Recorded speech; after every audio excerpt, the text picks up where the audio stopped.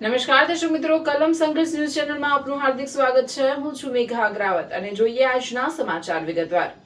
અમદાવાદ શહેરમાં crime બ્રાન્ચને NDPS act હેઠળ મોટી સફળતા મળી।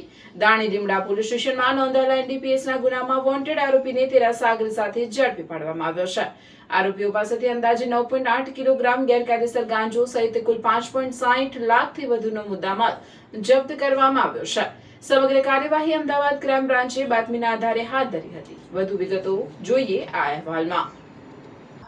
દાણી લીમડા પોલીસ સ્ટેશનના એનડીપીએસના ગુનામાં વોન્ટેડ આરોપીને તેના સાગર સાથે ગેરકાયદેસર ગાંજાના જથ્થા સાથે પકડી લેતી અમદાવાદ શહેર ક્રાઇમ બ્રાન્ચ।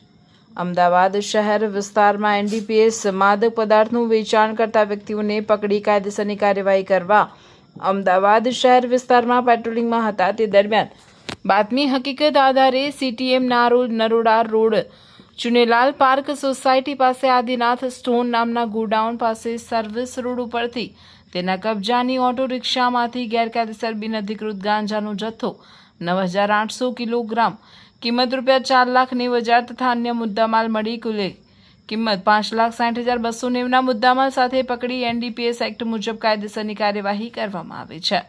ડીસીબી પોલીસ સ્ટેશનમાં ધી એનડીપીએસ એક્ટ કલમ 8C 20B 29 મુજબ કાર્યવાહી ગુનો રજીસ્ટર કરવામાં આવેલ છે। પકડાયેલા આરોપીએ ઇસરાઇલ ખાન એલ્લુલ્લા ખાન ઉંમર વર્ષ 33 રહેવાસી ખ્વાજા મસ્જિદ પાસે, યુસુફ અલી ખદાન મસ્જિદ ખદાન પાસે અકોલા શહેર મહારાષ્ટ્ર, બીજો મોહમ્મદ સાજિદ કમરુદ્દીન પઠાણ ઉંમર વર્ષ 42 રહેવાસી મકાન નંબર 1448 શહીદભાઈ અંસારીના મકાનમાં સુરતી સોસાયટી ગોરમશાહ નગર ગોરમશાહ દરગાહ પાસે રામોલ અમદાવાદ।